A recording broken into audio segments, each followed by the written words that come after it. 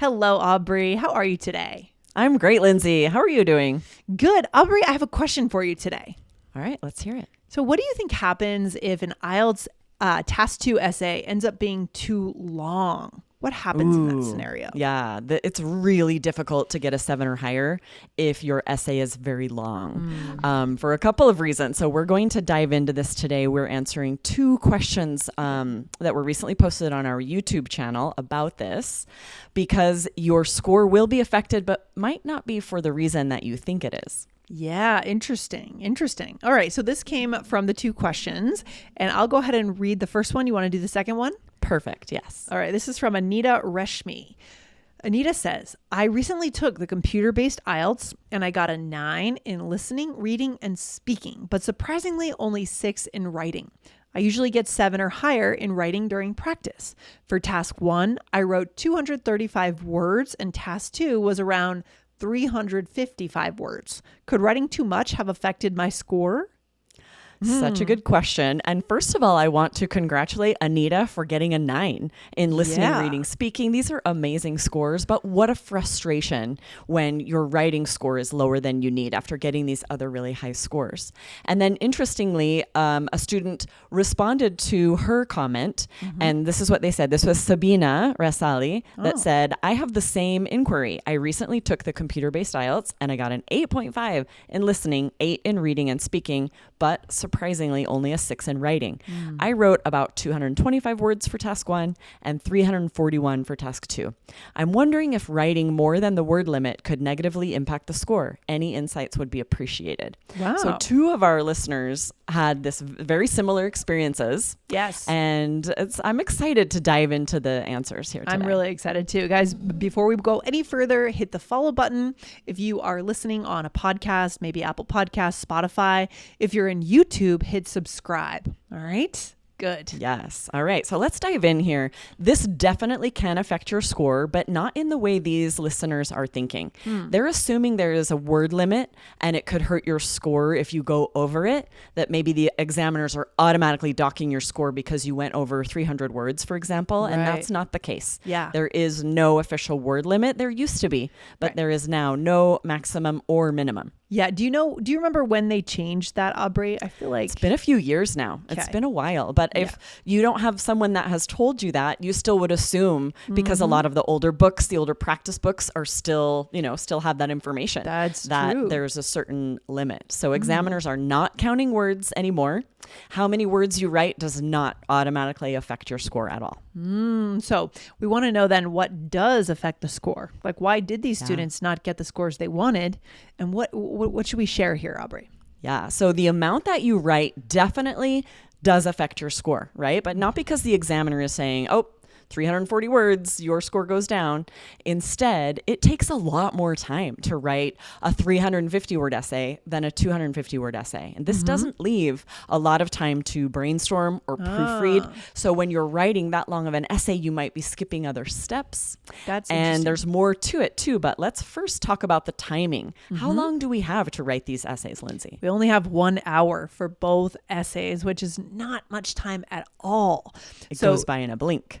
20 minutes for task 1 and 40 minutes for task 2. And you're right, 20 minutes. Think about how quickly that time can go by.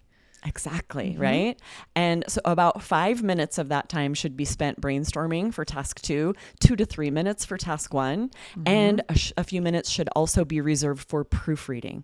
So this really doesn't leave that much time for writing, so you don't want to write any more than you have to. Yeah. If you're writing an extra 100 words, it's very difficult to write that much and really proofread well and have had enough time to really plan your essay well as well. So, if you're in our course, you know that you have more to do than just writing, right? That's what it comes down to. Exactly. You need to be very systematic, right? You need to go in planning on, you don't just start writing, right? I've got lots of ideas. I can just start writing. Suddenly I have a 350 word essay. If you didn't take the time time to plan, to brainstorm.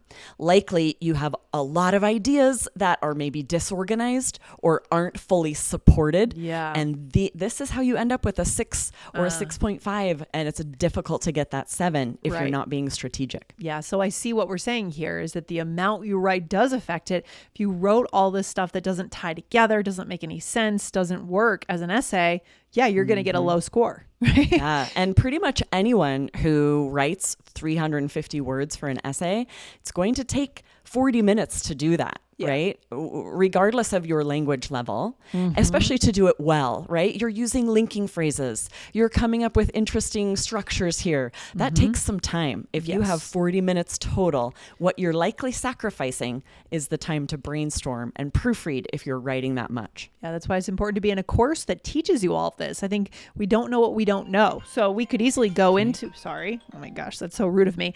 We could easily go into, the essay thinking all I have to do here is write, but there's so much more. We need to look at the vocabulary, like you said, the grammar, the spelling, and that's why we need good training in a system and a strategy system. Yeah. Yes. If you go in on test day thinking all I have to do is write, I write pretty well, you are very likely not going to score higher than a 6. It just, even native speakers have a hard time doing that. Yes. Love it. Okay, Aubrey. So what is a third thing that we need to think about here when it comes to our score and writing a lot? Yeah, the other reason that you might be scoring less than a 7 if your essays are that long is that the more you write, the more errors you will make. This is just a given. Writing an extra 100 words gives you a lot more to proofread. And what are some of the errors that you could be making more of, Lindsay? You could be making vocabulary mistakes. You could be repeating the same vocabulary words again and again when you had an opportunity to add different vocab.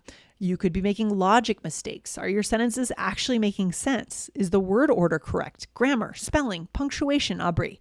It doesn't end. Exactly. Yes, there are so many more mistakes with every extra sentence that you write. And not only that, your task response score might go down if you are repeating ideas or coming up with new ideas that you're not fully supporting because you're just writing extra, right? It's really much more important that you aim for, would say 150 words for task 1 and 250 words for task 2, because that's about what it will take to accomplish these tasks, the question that you're being asked, and still have time to proofread and brainstorm.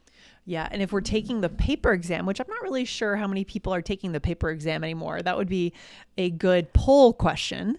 But if you are, you should know by the time you go into exam day what that looks like. In your handwriting, 150 words, 250, like how long is that? Absolutely, right? Whether you're practicing handwriting essays or typing them on the computer, you don't want to have to count words on test day, right? Oh my gosh, no. You want to know exactly what that looks like, what that feels like, an essay that's about the right amount. But what's really important, the goal isn't about word count, but about answering the question fully and supporting your ideas well with supporting details and examples in the amount of time you have. Yeah, that's probably why they dropped the word count, right? That people were wasting time so worried about that. That's a bad use of time. And so in our course, we go into a lot more depth in terms of what the system is, like what the steps are and exactly how to do them, what to look for, kind of mental checklist to go through, templates. But Aubrey, can we give our listeners a very brief overview? Yeah. So basically for task 1, you have 20 minutes. This is tricky too. You need to know what that 20 minutes feels like. You don't want to be glancing at the clock in the room all the time. You want to know how long you have for task 1. Yeah. You're going to spend about 2 to 3 minutes planning or brainstorming, which leaves you 15 minutes to write so that you still have 2 to 3 minutes to check or proofread. Yes. And what should the timing be for task 2, Lindsay? For task 2, again, like we said, we've got 40 minutes total. So you spend 5 minutes planning, 30 minutes writing. That's a solid half hour.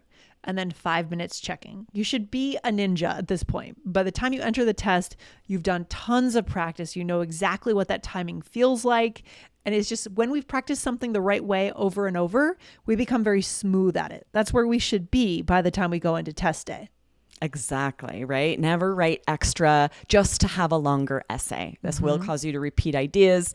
It will give you more to proofread. And also, if we look at these questions, these students had very specific numbers for how many words they had written, right? 355 words, 235, 225. This indicates that they counted the words for their essays. You don't have time to do that. No, right? yeah. You're more likely to get a lower score if you're focused on the number of words. If you're counting how many words, there's no need and you don't have time. Right. Although I'm wondering, does the computer count your words in the computer essay? There could be a word count function. Yeah. It could show your words. So they maybe knew their words by virtue of doing it on the computer. That's possible. But if you're handwriting your exam, don't count the words. You don't need to. The examiner's not going to. It's a lot more important that you are checking back to the task, making sure that you're answering it directly, fully supporting your ideas, and then give yourself time to proofread. Look for those grammar errors, the errors with linking phrases, logic. Make sure your sentences make sense. Make any changes you need to get the highest score you can. Love that. Aubrey, where should we leave our listeners today?